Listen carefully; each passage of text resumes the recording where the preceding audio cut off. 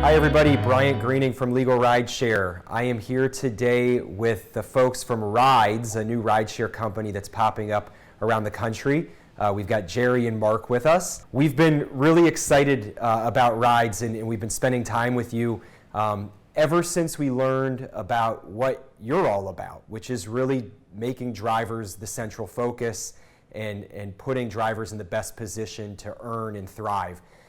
If you guys could just kind of take the reins right here and tell us what Wridz is, what you guys are all about. Well, Wridz is another rideshare company. We are slightly different in some ways and very different in other ways than the rideshare that you're probably familiar with. One of the first things is we are a subscription-based service. So that's the main difference probably there. You, as a driver, will receive 100% of the fare. That means there's no smoke, no mirrors. Our boss likes to refer to that term. There's no, all the fare, everything except the booking fee. Oh, everything except this. But it's always the fare, but everything except. We have no everything excepts. You get 100% of the fare.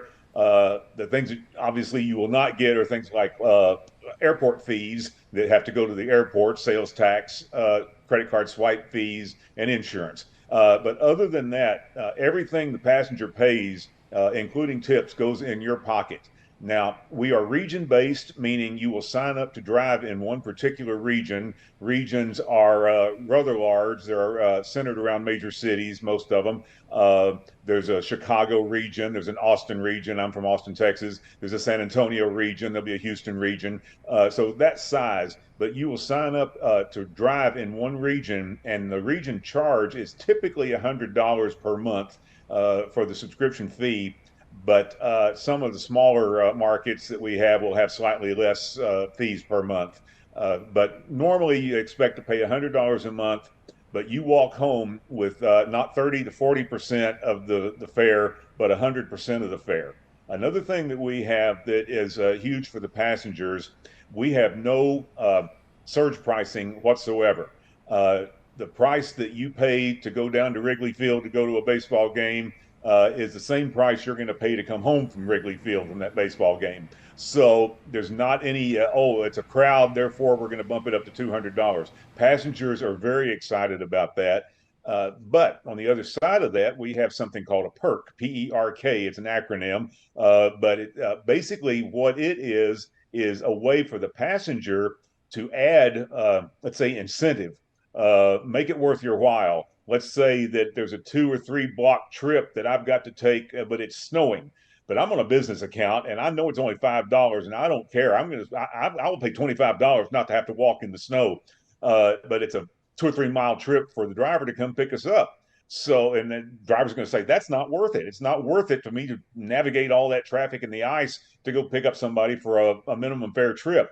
So I, as a passenger, can throw a perk, which is basically just an amount of money, but it's locked in. That's the key. It's locked in once it's there. If the passenger puts what we'll say, a $20 perk on the trip, then it's all of a sudden now not a $5 trip, but a $25 trip. That makes it worth my while, and I will go take that trip as well. So we don't like the term passenger-induced surge, but it is kind of a passenger-initiated way to get the driver's attention. We know that one of the favorite words that drivers love to hear is, don't worry about it, I'll take care of you in the tip.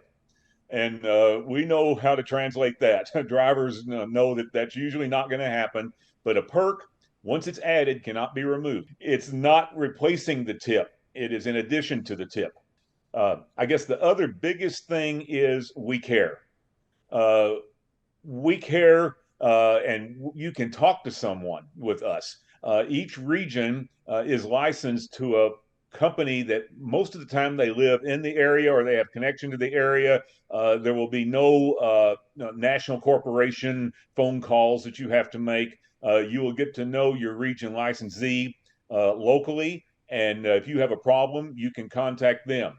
In general, the drivers are our customers. This is where it really is different.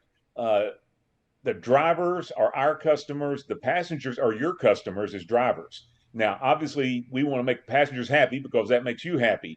but we care about you as drivers, and we're going to be taking care of you in a lot of ways. Safety is another big issue.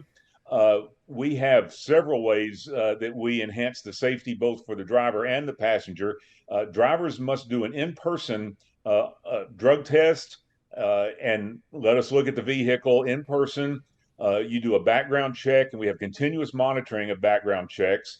We have ways electronically to identify your drivers, so poaching drivers can't come up and steal your fare or a passenger get into the wrong vehicle. We have ways through QR codes and other things to prevent that from happening and for you to ensure that you've got the right passenger. So, in general, we are trying to change the playing field. We want to give you the basically it's our platform, your business. With that transparency, I really see an opportunity for drivers to gain power. And when we talk about one of the the downfalls of the rideshare industry, it's that drivers have been powerless. So I'm appreciative of what you guys are doing. Mark, can you tell us a little bit about what you're doing in Chicago? Speaking of the face of a local market and group. Well, we're definitely trying to make a huge impact in the city. Obviously, trying to reach 8 million people right off the bat is not going to be an easy thing. But we've been making some really strong connections with you, Legal Rideshare, with IDG, places downtown. I've been in constant communication with my drivers who have already signed up so that they know I'm definitely 100% there for them. But basically, I'm just doing everything I can just to get the word out there to the passengers and the drivers so we have an equal balance of both to let them know that there is another option out there. I mean, everybody's wallets are definitely going to be pinched to the tightest way they can this year because of, everything being so expensive. But we want to let them know there is an easier way to get around to the airport, around the city without having to save extra money just to travel around. So we're trying to create connections and partnerships with the city to let them know we're not just here to be a millionaire, we're here to actually help. You and Leah are active parts of the group. So when a driver has a problem, something goes wrong on the app or there's an accident or whatever it may be, there's somebody to talk to. When we talk about Uber and Lyft, you're getting shipped off to a customer service that's hosted in some other country, and you're literally there typing the answers to the customer, to the driver when they need it. So I think that face-to-face contact and that camaraderie is really important. We were lucky enough, we've had drivers that have been pushed to us who have been involved in accidents who just needed a legal consultation. So a driver says, hey, Mark, hey, Leah, I was involved in an accident. Do you have somebody to talk to? We've been able to have those conversations because you've directed them, our way. So I think what we're really getting at here is that there's a collaboration, there's a partnership, there's a personal relationship that's being built. And as long as you're part of it, as long as we're part of it, the drivers are taken care of. I'm the IT architect and designer, but one thing that I want to say is I like to hear from the drivers. I have gone to several meet the developer meetings in different regions where I've had a chance to sit down with the drivers, and they bring a legal pad in and tell all the wouldn't it be nice ifs that they've always wanted. And you're close with friendship with me. Tell me about it. I want to hear about it. So if you get involved with rides, you have close contacts with the developer who really does want to listen to you, because the experience you guys have as drivers is significantly more than the experience I have. And so I want to hear your stories, your things, your fears, your concerns, your issues, and let's talk about that too. I know that many drivers could create a better, if they had the technical skill to do it, they could create the best app out there because they know exactly what the problems are when you're using the app, when you're out on the road. I did a little bit of Uber driving to understand exactly what our clients are going through. And I'll tell you, I thought the navigation was difficult to understand. I was always stopping the car about a half a block short of where the actual drop-off was. If I had the developer's ear, I would have told them, I need some additional information here. I need some warnings, or maybe you can put my icon of the vehicle in a different place, or whatever we would do.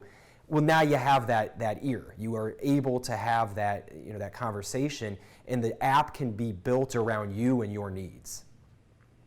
Exactly, exactly. We've actually already implemented a lot of things over the last year or so that have come from drivers, and every time I go meet with a driver, I get a couple more ideas. So we're still doing that, and we're listening. And like I said, you drivers have a lot better ideas than I do. So you tell us about them. Can't guarantee it, but it's certainly things that will think about, and we may tweak it a little bit, but our goal is to give you what you want.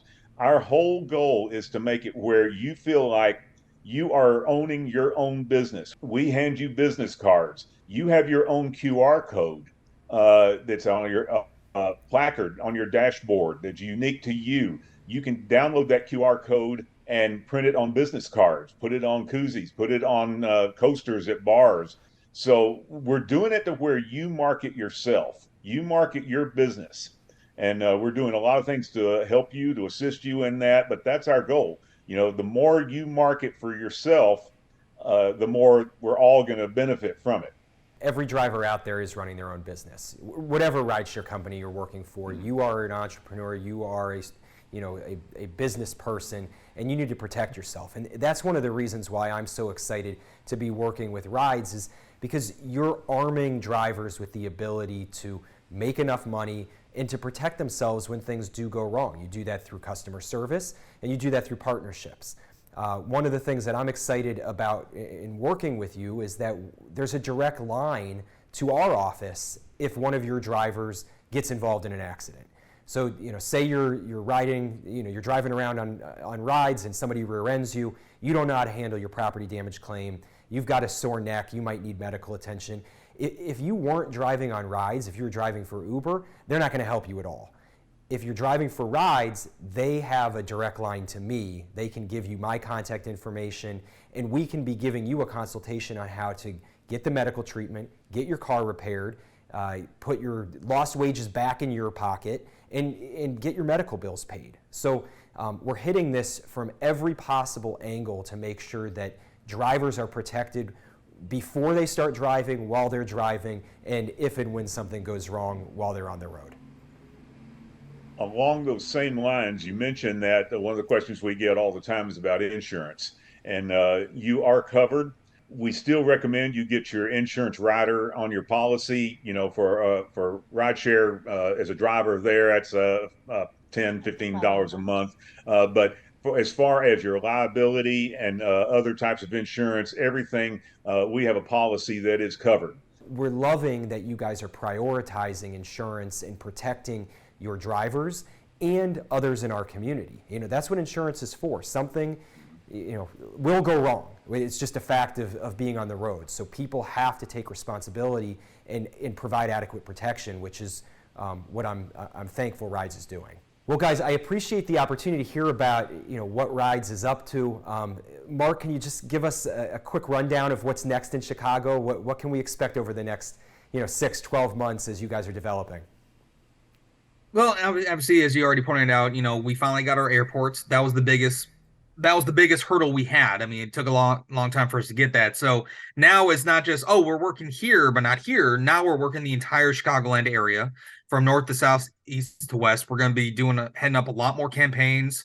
We're going to be definitely doing a lot more when it comes to face-to-face interactions. We're going to go downtown. We're going to meet the people. We're going to talk to people. So it's now just nothing's going to hold us back. Nothing can hold us back. So I just want to get out there and just talk to the people and let them know there is another option out there for you. If you want to be safe, everything, we've already done marketing, even local areas, that there is an option for you. And if you are looking for some extra cash where you actually are treated like a human being, we are here to help you out and treat you like family. Jerry, Mark, thank you so much for taking the time to talk with us today. I'll just remind everybody that if you're in an accident, if you're injured while using rideshare, please reach out to us. We can help you. Consultations are always free, and we're happy to assist any way that we can. Thank you again, and we look forward to talking again shortly. Absolutely. Thank you very much for having us. Thank you.